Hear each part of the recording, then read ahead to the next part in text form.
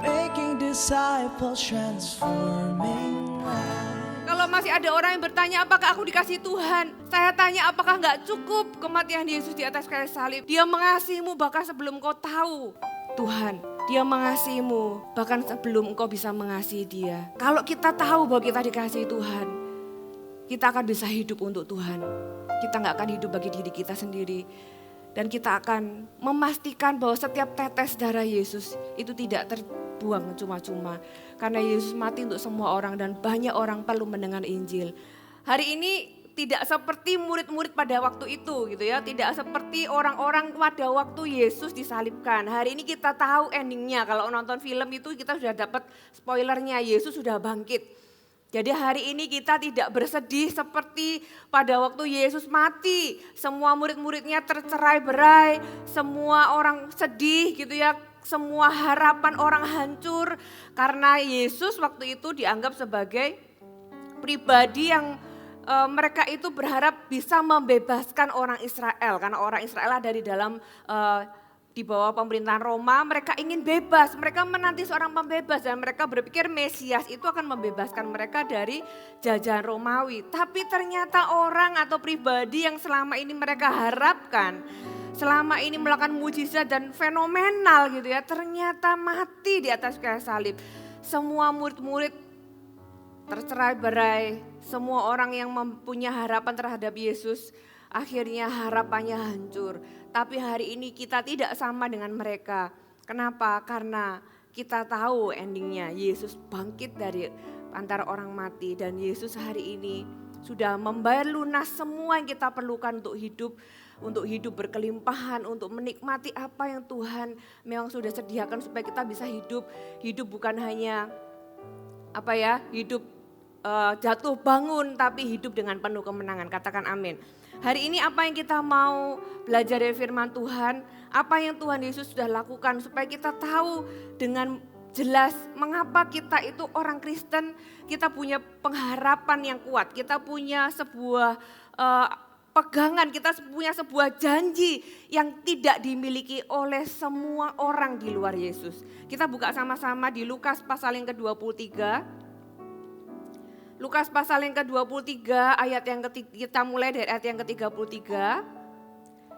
Ya, ini adalah kejadian cerita ketika Yesus ada di atas kayu salib. Ketika mereka sampai di tempat yang bernama Tengkorak, mereka menyalibkan Yesus di situ dan juga kedua penjahat itu. Kita tahu Yesus disalib gak sendirian, ada dua penjahat di kanan kiri Yesus.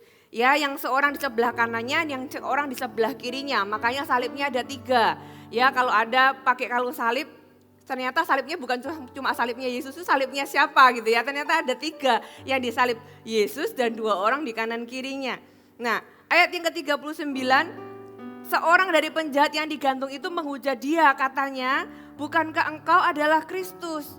Selamatkanlah dirimu dan kami. Katanya kamu membebas, katanya kamu luar biasa, kamu bisa menyembuhkan orang sakit. Sekarang selamatkan dirimu sendiri gitu ya. Tetapi yang sebelah satunya menegur dia, katanya, tidakkah engkau takut juga tidak kepada Allah sebab sedang engkau menerima hukuman yang sama? Kita memang selayaknya dihukum sebab kita menerima balasan yang setimpal dengan perbuatan kita. Tetapi orang ini tidak berbuat sesuatu yang salah. Lalu ia berkata, Yesus, ingatlah akan aku apabila engkau datang sebagai raja. Ini salah satu ya yang bilang, kata Yesus kepadanya, aku berkata kepadamu sesungguhnya hari ini juga engkau akan ada bersama-sama dengan aku di Firdaus. Saudara, hukuman salib pada zaman itu adalah hukuman sebagai seorang kriminal yang hukuman yang seperti dianggap orang itu begitu jahat, seperti binatang. Jadi diperlakukan seperti binatang karena dianggap kriminal tingkat tinggi. Ya, berarti kita bisa bayangkan orang di kanan kiri Yesus itu adalah kriminal tingkat tinggi. Bukan orang yang mencuri sesuatu yang kecil gitu ya, mencuri atau mencopet, bukan. Orang di kanan kiri Yesus ini adalah kriminal tingkat kelas berat. Karena mereka disalib, menerima hukuman disalib bersama-sama dengan Yesus. Jadi 2 orang di kanan kiri itu punya persamaan. Mereka sama-sama penjahat. Dan mereka adalah penjahat kelas kakap gitu ya. Nah, tapi Apa bedanya antara penjahat di sebelah kanan dan di sebelah kiri? Saya nggak tahu mana yang kanan, mana yang kiri gitu ya. Tapi salah satu dari mereka ternyata masuk ke Firdaus, yang satu tidak ke Firdaus. Jadi dua-dua sama-sama jahat, tapi yang satu masuk surga, yang satu nggak masuk surga. Kok bisa? Karena salah satu orang ketika dia masuk surga dikatakan Tuhan, aku berkata kepadamu hari ini juga kamu akan bersama-sama dengan aku di Firdaus. Dia mengalami sebuah keselamatan, kasih karunia keselamatan yang diberikan dengan cuma-cuma. Kenapa saya bilang cuma-cuma? Karena orang ini dia tidak lakukan apapun. Tidak lakukan apapun. Dia bahkan tidak turun dari salib untuk melayani Tuhan. Dia tidak melakukan aksi sosial apapun. Dia belum pernah baca apapun gitu ya, tidak rohani sama sekali. Hanya dengan dia itu mengaku Yesus adalah Tuhan gitu ya. Yesus, ingatlah aku apabila engkau datang sebagai raja. Jadi dia mengakui Yesus sebagai raja. Hanya dengan dia mengaku dengan mulut Yesus sebagai raja. Detik itu juga Yesus berkata, engkau akan bersama-sama dengan aku di Firdaus. Orang ini menerima sesuatu yang cuma-cuma padahal dia itu penjahat kelas kakap. Roma pasal yang ketiga ayat yang ke-23 sampai 24. Karena semua orang telah berbuat dosa dan telah kehilangan kemuliaan Allah. Dan oleh kasih karunia telah dibenarkan dengan cuma-cuma. Katakan cuma-cuma. Karena penebusan di dalam Kristus Yesus. Inilah yang orang ini terima. Ketika Tuhan berkata, kau akan bersama dengan aku di Firdaus. Dia menerima sesuatu dengan cuma-cuma, yaitu kasih karunia dan keselamatan, saudara. Nah, apa yang kita pelajari dari cerita di atas? Orang ini sama-sama jahat, tapi yang satu masuk surga, yang satu enggak. Kok enggak adil ya? Seolah-olah gitu ya. Kok yang sama-sama jahat, sama-sama dihukum di bumi, tapi ujungnya bisa beda. Yang satu masuk surga, satu enggak masuk surga. Saudara, kita semua, pelajaran pertama adalah kita semua, baik orang baik maupun orang jahat, suatu hari kita semua pasti akan mati. Ya, kita ini nggak akan hidup selamanya, saudara, di muka bumi ini. Kita nggak akan hidup selamanya. Suatu hari ini adalah sebuah kebenaran yang kita perlu renungkan di hari ini. Ya, ketika kita memperingati kematian Tuhan Yesus, kita juga tahu bahwa one day, soon or later, cepat atau lambat, setiap kita pasti akan mati. Pertanyaannya, apakah kita akan ketemu di tempat yang sama, yaitu di surga? Karena kita semua akan mati. 2 Korintus 5 ayat yang pertama sampai ayat yang ketiga. Karena kami tahu bahwa jika kemah tempat kediaman kita di bumi ini dibongkar, alias tubuh kita yang fana ini, Allah menyediakan suatu tempat kediaman yang kekal yang tidak dibuat oleh tangan manusia. Selama kita ada di dalam kemah ini, kita mengeluh karena kita rindu mengenakan tempat kediaman surgawi di atas tempat kediaman kita yang sekarang ini. Sebab dengan demikian kita berpakaian dan tidak kedapatan telanjang. Saudara, suatu hari kita akan ada di tempat yang lain. Karena kemah kita, yaitu tubuh jasmani kita ini akan dibongkar, saudara ya. Kita semua pasti mati, tidak ada orang itu yang saking baiknya, itu gak bisa mati, itu gak ada. Kebaikan kita tidak bisa membayar atau membuat kita tuh hidup selamanya. Ya, bahkan tubuh kita ini juga ada satu titik mengalami yang namanya kemerosotan. Ya ada, saya pernah lihat satu foto gitu ya, katanya ada orang itu yang hidupnya berapa ratus tahun yang ditemukan di luar negeri itu sudah tulang belulang gitu ya. Saya mikir saya nggak mau hidup selama itu gitu ya, buat apa menderita sampai selama itu, lebih baik cepat masuk surga pada waktunya. Saudara, kita semua pasti akan mengalami sebuah titik yang namanya kematian. Pernahkah Anda merenungkan itu? Apakah Anda sudah siap dengan itu?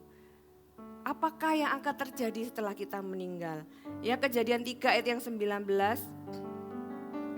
Dengan berpeluh engkau akan mencari makananmu sampai engkau kembali menjadi tanah. Karena dari situlah engkau diambil.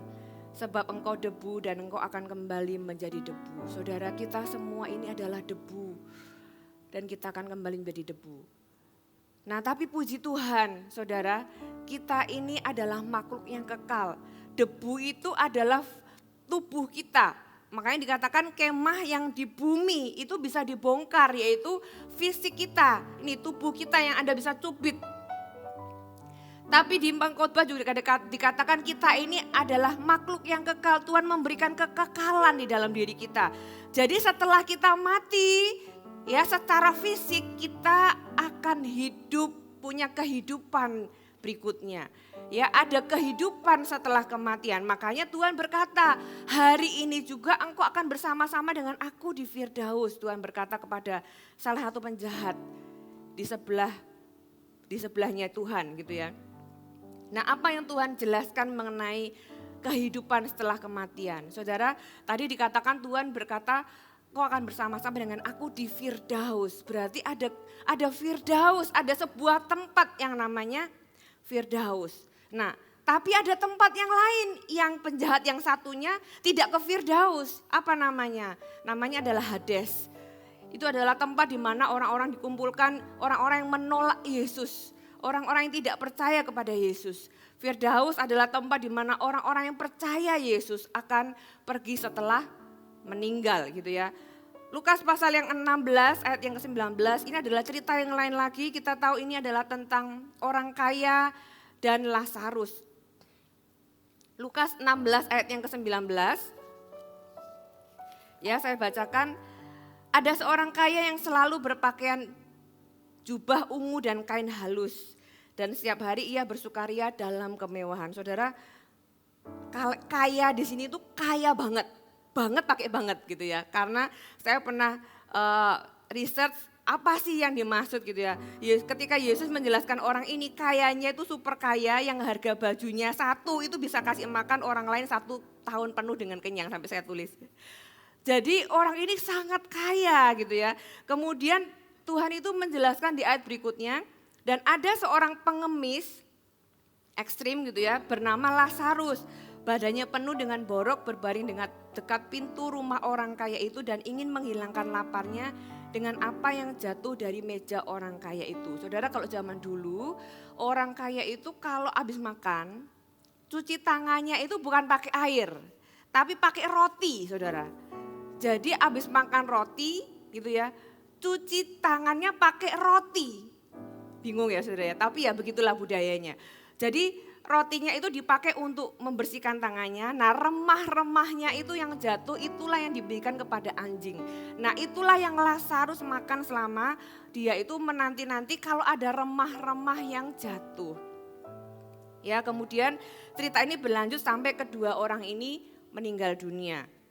Ayat yang ke-22. Kemudian matilah orang miskin itu lalu dibawa oleh malaikat-malaikat ke pangkuan Abraham. Orang kaya itu juga mati lalu dikubur. Jadi persamaannya apa saudara? Dua-duanya sama-sama mati. Dan sementara ia menderita sengsara di alam maut, ia memandang ke atas. Jadi ada alam yang satu di bawah, yang satu di atas. Dan dari jauh dilihatnya Abraham dan Lazarus duduk di pangkuannya. Saudara, berarti ini juga menjelaskan bahwa kehidupan setelah kematian itu ada 2 tempat. Yang satu di bawah namanya Hades, yang satu di atas namanya Firdaus. Saudara, kalau saudara baca di sini dikatakan, saya lanjutkan ayat ini. Ayat yang ke-24, lalu ia berseru kepada katanya, Bapak Abraham, kasihanilah aku. Suruhlah Lazarus supaya ia mencelupkan ujung jarinya ke dalam air dan menyejukkan lidahku. Sebab aku sangat kesakitan dalam nyala api ini. Tetapi Abraham berkata, anak ingatlah bahwa engkau telah menerima segala yang baik sewaktu hidupmu sedang Lazarus segala yang buruk. Sekarang ia mendapat hiburan dan engkau sangat menderita. Selain daripada itu di antara kami dan engkau terbentang jurang yang tidak terseberangi. Supaya mereka yang mau pergi dari sini kepadamu atau mereka yang mau datang dari situ kepada kami tidak dapat menyeberang. Jadi ada sebuah jarak yang tidak terseberangi gitu ya, pakai media apapun gitu ya, nggak ada pesawat atau apapun yang bisa menyeberangi jurang yang besar antara yang di atas dan yang di bawah. Sehingga walaupun ingin dari atas ke bawah maupun dari bawah ke atas, mungkin lihat saudaranya, mungkin lihat temannya gitu ya, mungkin lihat keluarganya, gak bisa. Tidak dapat terseberangi dengan cara apapun saudara. Jadi saudara pertimbangkan hal ini. Yesus mati itu bukan untuk sesuatu yang receh, bukan untuk sesuatu yang murahan, tapi untuk sesuatu yang sifatnya kekal saudara. Bukan hanya untuk memberkati kita di bumi, tapi untuk sesuatu yang jauh lebih besar. Kehidupan kita di bumi itu sangat singkat dibanding dengan sesuatu yang akan kita hidupi setelah kematian saudara. Jadi apa yang kita belajar? Kita yang pertama, kita semua itu pasti akan menghadapi yang namanya kematian. Pertanyaannya, siapkah kita? Tahukah kemana kita akan pergi? Karena setelah kematian ada kehidupan berikutnya. Dan kehidupan berikutnya ternyata ada 2 tempat. Ada yang di atas namanya Firdaus atau surga, dan yang di bawah Hades atau orang mungkin sebut dengan neraka saudara. Yang ketiga yang kita juga mau tahu, kita belajar adalah setiap kita saudara, kita akan bertemu atau menghadapi yang namanya penghakiman. Ibrani pasal yang ke-9 ayat yang ke-27. Dan sama seperti manusia ditetapkan untuk mati hanya 1 kali saja, sesudah itu dihakimi. Jadi sebelum naik ke atas atau ke bawah gitu kan, kita itu akan ketemu yang namanya penghakiman. Ya, dunia ini bukan rumah kita selamanya, kita hanya mampir lewat aja. Ya, di waktu yang singkat itu ujungnya kita akan meninggal, kemudian dihakimi. Nah, di dalam penghakiman itu ada dua tahta, 2 penghakiman yang kita akan hadapi nanti setelah kematian. Yang pertama adalah penghakiman tahta putih. Kita buka sama-sama di Wahyu pasal yang ke-20, ayat yang ke-11 sampai ayat yang ke-15. Lalu aku melihat suatu tahta putih yang besar dan dia yang duduk di atasnya, dari hadapannya lenyaplah bumi dan langit dan tidak ditemukan lagi tempatnya. Dan aku melihat orang-orang mati besar dan kecil berdiri di depan tahta itu. Lalu dibuka semua kitab dan dibuka juga semua kitab yang lain, yaitu kitab kehidupan. Dan orang-orang mati dihakimi menurut perbuatan mereka berdasarkan apa yang tertulis dalam kitab-kitab itu.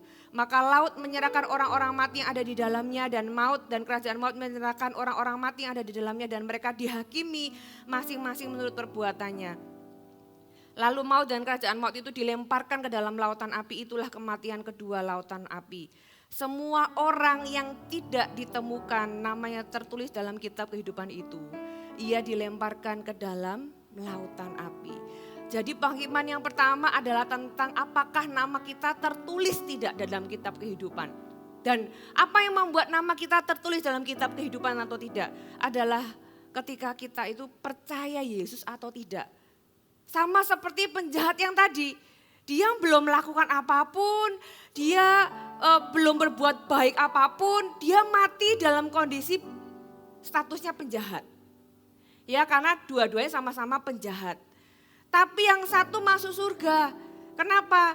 Sejak dia mengaku Yesus sebagai Raja, langsung namanya tercatat di dalam kitab kehidupan.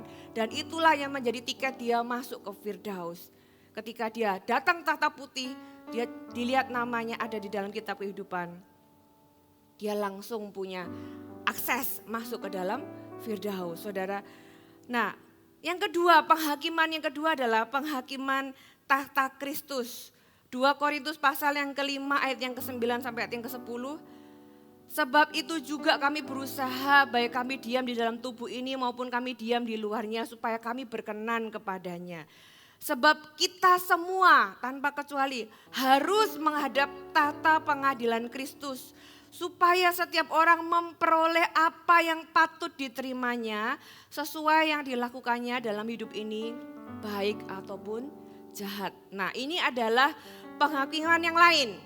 Ya, dari kata Yunani bema, yang di Yunani ada itu kayak pertandingan seperti Olimpik dan ada juara 1, 2, 3. Hadiahnya beda-beda.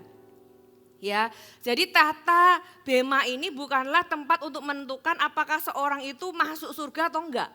tapi reward apa yang diterima sesuai dengan apa yang kita lakukan di muka bumi ini. Jadi perlu diketahui bahwa pengadilan yang kedua ini itu bukan tentang dosa kita. Karena begitu kita itu sudah terima Yesus, otomatis dosa kita sudah terbayar oleh kematian Yesus di atas kayu salib. Gitu ya. Nah, disinilah tempat di mana Tuhan melihat apa yang kita kerjakan selama di muka bumi ini dan memberikan upah di surga. Ya, jangan bingung, kok kita ini dapat upah? Bukankah keselamatan itu bukan pekerjaan? Bukankah itu cuma-cuma? Saudara, ini beda. Kita diselamatkan kasih karunia, ya. Mau kita serohani apapun, mau lakukan hal sebaik apapun, sebenarnya secara natural kita ini orang berdosa. Jadi kita ini diselamatkan hanya karena kasih karunia. Tapi kita semua akan diberi upah atas pekerjaan kita. Bagaimana kita menghidupi hidup kita di muka bumi ini setelah kita diselamatkan, saudara. Jadi apa yang kita lakukan sekarang ini di bumi itu penting karena itu memengaruhi kehidupan Anda di kekekalan. Ya, apa yang Tuhan itu akan hakimi kita di pengadilan tahta Kristus. Bagaimana kita memperlakukan orang lain. Bagaimana motivasi hati kita, kata-kata yang keluar dari mulut kita. Bukankah firman Tuhan juga berkata, untuk setiap kata-kata itu Tuhan akan membawa kita ke penghakiman. Akan dihakimi sesuai dengan kata-kata kita. Karena kata-kata yang sia-sia itu Tuhan akan bawa kita ke pengadilan. Saudara bisa cari ayatnya, ada di Alkitab. Kata-kata kita, bagaimana kita itu mengelola apa yang dipercayakan kepada kita selama kita di bumi. Gitu ya, bagaimana kita, apakah kita memenangkan jiwa, bagaimana kita membawa mereka kepada Tuhan. Dan dikatakan juga orang-orang yang membawa banyak jiwa kepada Kristus itu akan diberi mahkota. Mereka akan seperti bintang, itu ada ayatnya. Itu adalah reward atau upah yang Tuhan akan sediakan melihat apa yang kita lakukan selama di muka bumi ini. Saudara, jadi apa yang kita lakukan di muka bumi ini itu menentukan apa yang akan Anda terima di kekekalan. Jadi jangan sampai kita itu merasa hidup kita, oh ya aku ini di muka bumi ini ya sudah, cari uang bisa hidup, selesai. Mati masuk surga. Di surga Anda dapat apa? Karena ternyata apa yang kita lakukan di muka bumi itu menentukan sesuatu yang ada di kekekalan, saudara. Makanya firman Tuhan juga bilang, ada firman yang berkata, taruhlah hartamu di surga gitu ya. Ngengat dan pencuri mencuri di muka bumi, tapi kumpulkanlah hartamu di surga. Jadi ternyata selama kita di bumi ini kita bisa lakukan sesuatu untuk masa depan kita, bukan hanya masa depan di bumi tapi masa depan di dalam kekekalan, saudara. Nah, kenapa saya bicara ini? Karena Yesus mati di atas kayu salib bukan hanya supaya Anda diberkati, terima kesembuhan. Yes, Tuhan sudah bayar kesembuhan kita. Yes, Tuhan sudah bayar untuk kelimpahan kita, untuk damai sejahtera kita. Tuhan membayar pemberontakan kita, tapi lebih dari itu Tuhan menyediakan sesuatu yang besar, yaitu kekekalan, yaitu Firdaus, yaitu surga bagi Anda yang percaya kepada Yesus. Saudara, bagi Anda yang setia melayani, gitu ya, tidak ada orang mungkin yang memperhatikan Anda. Mungkin gak ada orang yang memuji Anda, memberikan Anda tepuk tangan. Saudara, gak usah khawatir. Upah Anda itu bukan cuma di bumi, upah Anda itu di surga. Ya, suatu hari Anda akan bertemu dengan pengadilan tahta Kristus. Tuhan akan tepuk tangan untuk Anda. Mungkin Anda yang melayani, ya, jadi asyir, jadi CGL gitu ya. Mungkin jadi orang mungkin dikomplain sana sini gitu ya, jadi asyir, jadi CGL, ada yang orang-orang sulit, multimedia, apalagi S-Pro, PAW dan segala sesuatu. Mungkin Anda ketika Anda melayani tidak ada orang yang melihat. But God sees, Tuhan itu melihat, dan suatu hari nanti tidak ada jerih belah Anda yang Anda lakukan di muka bumi ini untuk Tuhan itu yang sia-sia. Ya, karena reward Anda tidak selalu ada di muka bumi ini. Anda suatu hari akan terima upah di surga nanti. Nah, saudara, kenapa kok hari ini saya bicara tentang kematian dan kehidupan setelahnya? Karena apa yang Anda percayai tentang kekekalan itu menentukan bagaimana Anda menjalani hidup hari ini selama di muka bumi ini. Apa yang Anda ketahui dan tidak ketahui, apa yang Anda yakini dan tidak yakini tentang kekekalan yang Tuhan sudah sediakan bagi Anda, itu menentukan bagaimana Anda menjalani hidup Anda.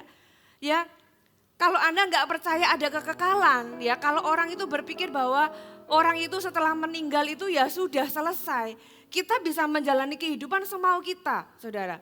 Tapi ketika kita tahu apa yang Tuhan sudah bayar, apa yang Tuhan sudah sediakan, dan bahkan konsekuensi jika kita itu tidak percaya sama Yesus, kita diselamatkan dari apa? Saudara, akan berbeda bagaimana cara kita menjalani kehidupan kita.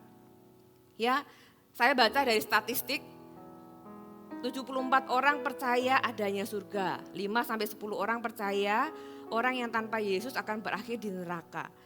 1-1,5%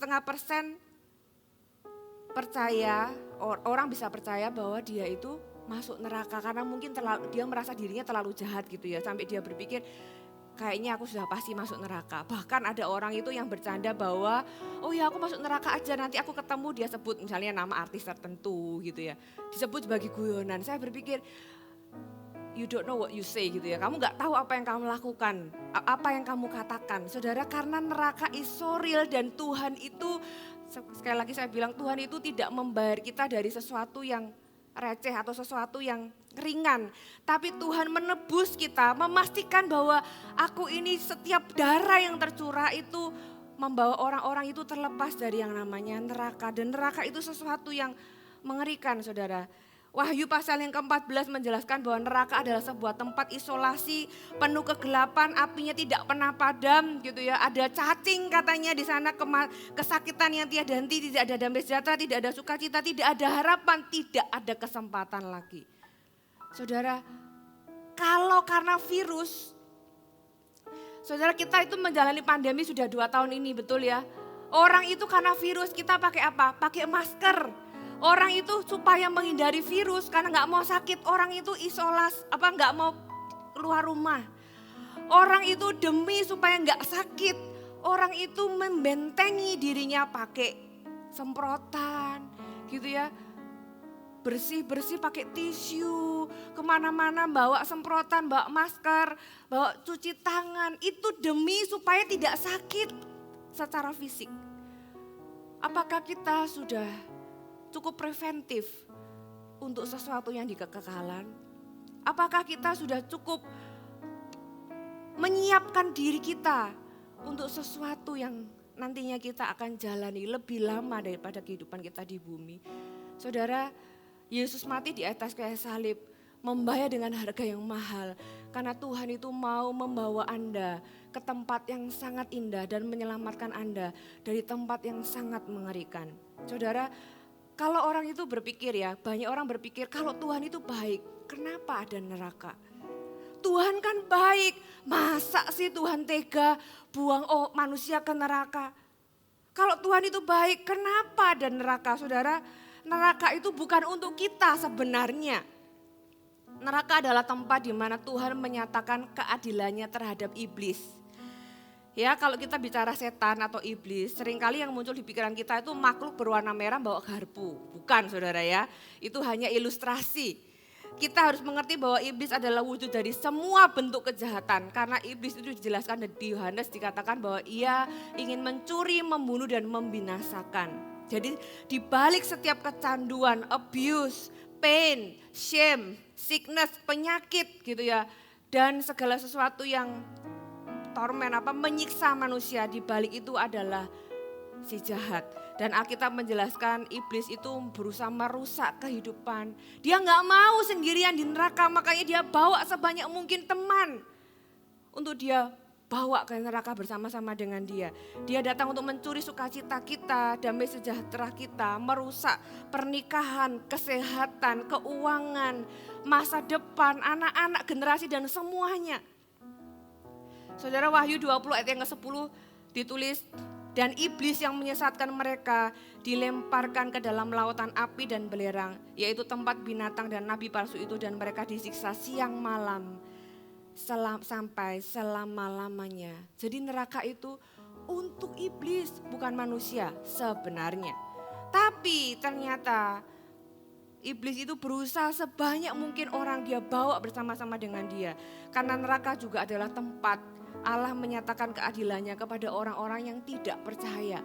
Yesus sudah menyediakan jalan, dia adalah satu-satunya jalan untuk orang itu sampai kepada Bapa, yaitu masuk ke dalam surga yang kekal yang Tuhan sediakan. 2 Tesalonika 1 ayat yang ke-8 sampai ayat yang ke-9. Dan mengadakan pembalasan terhadap mereka yang tidak mau mengenal Allah dan tidak menaati Injil Yesus Tuhan kita. Mereka ini akan menjalani hukuman kebinasaan selama-lamanya, dijauhkan dari hadirat Tuhan dan dari kemuliaan kekuatannya. Saudara, kata kuncinya adalah dikata tidak mau. Berarti itu adalah keputusan pribadi. Ketika seseorang memutuskan saya percaya Tuhan itu adil. Kalau ada orang itu yang sampai meninggal, dia itu gak percaya Yesus, di dalam kehidupannya pasti ada kesempatan demi kesempatan Tuhan itu berikan untuk menawarkan dia keselamatan. Tapi dia memilih untuk dia tidak mau. Jadi ada keputusan pribadi di sini dan itu kadang sulit dimengerti. Saudara, berapa banyak orang itu punya pertanyaan gini loh. Masa sih Tuhan itu setega itu? Aku punya teman, aku punya tetangga. Itu gak percaya Yesus, tapi orangnya itu baik banget. Baik banget. Ya, aku gak punya makanan, dikirimi makanan. Aku gak punya baju, dikirimi baju. Orangnya perhatian, bahkan dikasih embel-embel lebih baik dari orang Kristen. Berapa banyak kita berpikir demikian, ada orang itu baik banget, tapi dia tuh gak terima Yesus, gak percaya Yesus. Masa sih dia gak masuk surga? Masa dia gak masuk neraka? Saudara, saya mau ingatkan kisah tadi tentang dua penjahat di sebelah kanan dan kiri Yesus. Dua-duanya sama-sama penjahat. Yang satu masuk surga, yang satu tidak masuk surga. Saudara, yang satu masuk neraka bukan karena dia jahat, tapi karena dia menolak Yesus. Yang satu masuk surga bukan karena dia baik, karena jelas-jelas dia penjahat kok. Tapi karena dia percaya Yesus. Dua-dua sama-sama jahat, yang satu masuk surga bukan karena baik, tapi karena dia percaya Yesus. Yang satu sama-sama jahat, dia gak masuk surga bukan karena dia jahat, tapi karena dia menolak Yesus. Demikian juga kalau ada dua orang baik di kanan kiri Anda. Dua-duanya sama-sama baik, sama-sama super baik, sama-sama suka menolong orang gitu ya. Apalagi kita ditolong gitu ya, dua-dua sama-sama baik. Tapi yang satu terima Yesus, yang satu enggak terima Yesus. Yang satu masuk surga bukan karena dia baik, tapi karena dia percaya Yesus. Yang satu tidak masuk surga bukan karena dia enggak baik, karena dia sama-sama baik, tapi karena dia enggak percaya Yesus. Saudara, itulah kenapa Tuhan berkata, akulah satu-satunya jalan. Yesus mati di atas kayu salib untuk memberikan jalan bagi setiap orang itu percaya dan menerima keselamatan yang kekal. Saudara, jadi kembali apa yang Tuhan katakan, Yesus datang ke muka bumi ini, dia mati di atas kayu salib untuk Anda dan saya. Nah saudara, sama seperti cerita Lazarus yang tadi ya, Lazarus dan orang kaya yang tadi. Seringkali orang berpikir, oh ini kaya, gak ada hubungannya, sama seperti orang jahat tadi. Sama-sama jahat, yang satu masuk surga, satu masuk neraka. Sama-sama baik, bisa-bisa yang satu masuk surga, satu masuk neraka. Saudara, orang kaya dan orang miskin bukan karena yang kaya kemudian karena kekayaannya masuk neraka. Bukan karena yang miskin jadi dia masuk surga. Tidak ada hubungannya dengan kaya atau miskin. Kita buka di Lukas pasal yang ke-16 tadi. Ketika orang kaya ini berkata, tolong celupkan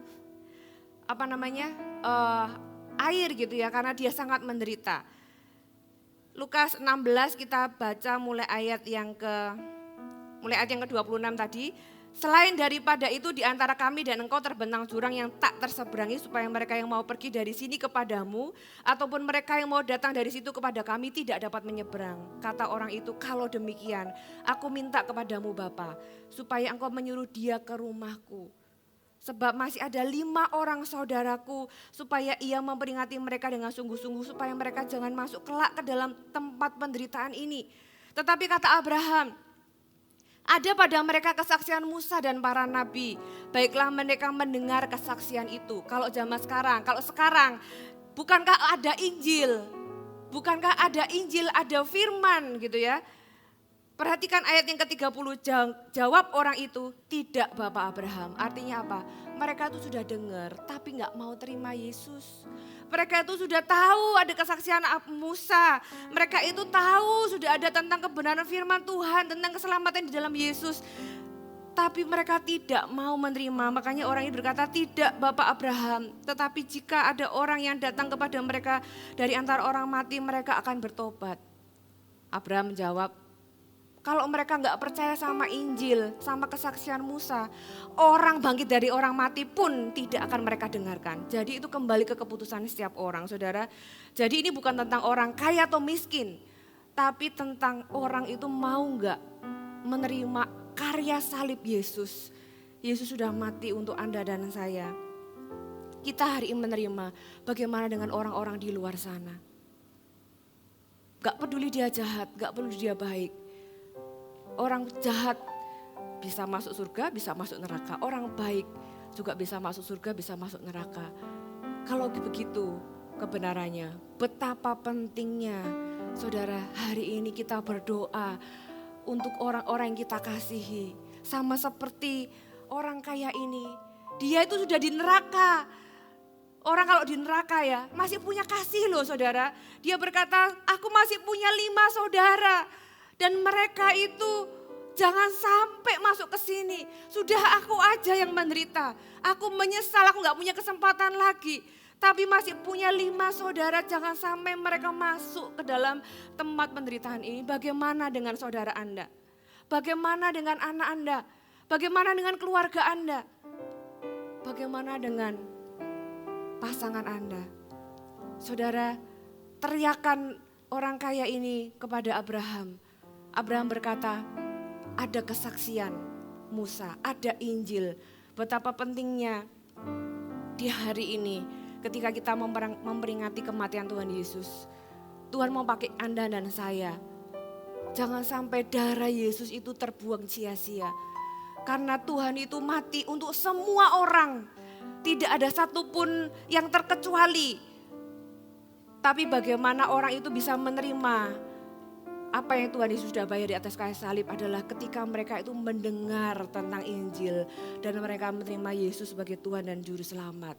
Saudara, firman Allah di Yohanes 3 ayat 16 ayat yang terkenal berkata, karena begitu besar kasih Allah akan dunia ini, sehingga ia telah mengaruniakan anaknya yang tunggal, supaya setiap orang yang percaya tidak binasa, melainkan beroleh hidup yang kekal. Hari ini kita bersyukur, kita ada di gereja, kita tahu Yesus sudah mati untuk kita. Kita bersyukur kehidupan kita sudah dijamin, Tuhan sudah bayar semua di atas kayu salib. Kita bisa hidup tenang di dunia ini karena kita tahu Yesus sudah mati di atas kayu salib. Dan bahkan kita bisa tidur nyenyak, merem kita meninggal mati masuk surga. Bagaimana dengan orang-orang di sekeliling kita saudara? 2 Korintus 5 ayat 15. Dan Kristus telah mati untuk semua orang, supaya mereka yang hidup tidak lagi hidup untuk dirinya sendiri, tetapi untuk Dia yang telah mati dan telah dibangkitkan untuk mereka. Saudara, tahukah Anda bahwa Yesus mati untuk memberikan Anda sebuah tujuan hidup yang baru? Yesus mati bukan hanya sekedar menebus kita, tapi dikatakan di sini supaya mereka yang hidup tidak lagi hidup untuk dirinya sendiri, tetapi untuk Dia yang telah mati dan telah dibangkitkan untuk mereka. Siapa mereka?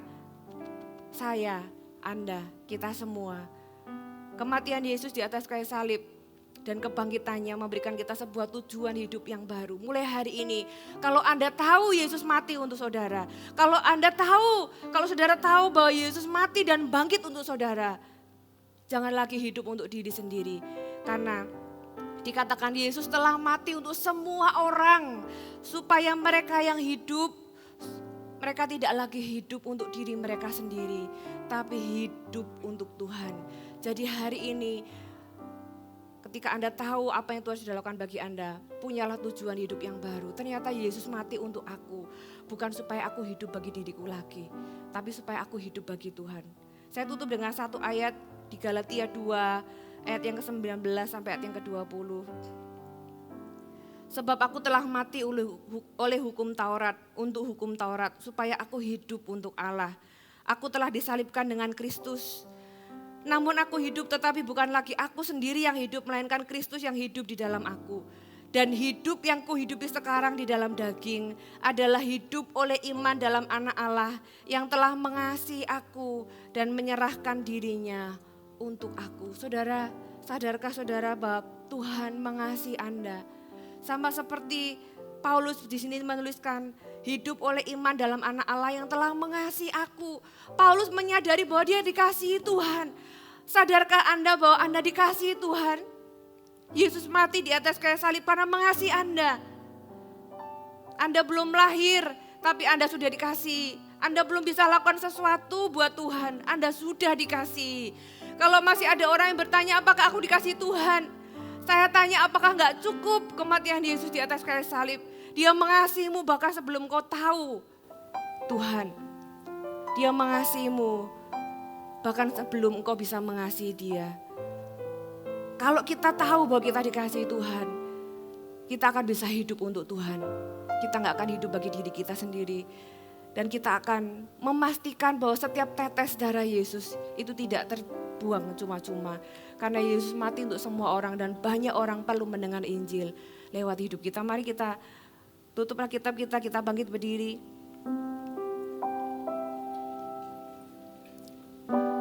Saudara, apakah ada orang-orang di tempat ini, engkau masih ragu, apakah aku akan masuk ke surga atau tidak ya setelah meninggal?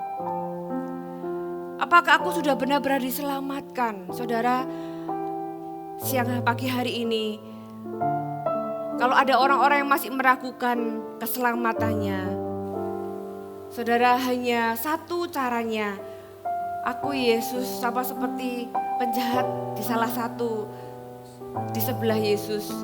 Dia berkata, Yesus ingatlah aku kalau engkau datang sebagai raja.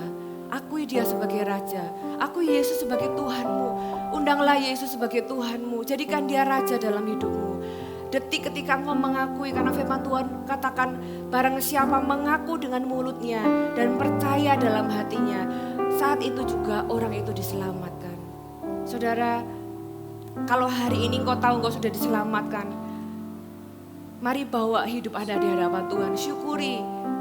Jangan lagi pertanyakan apakah Tuhan mengasihiku. Tuhan sudah mengasihimu jauh sebelum bahkan kau lahir.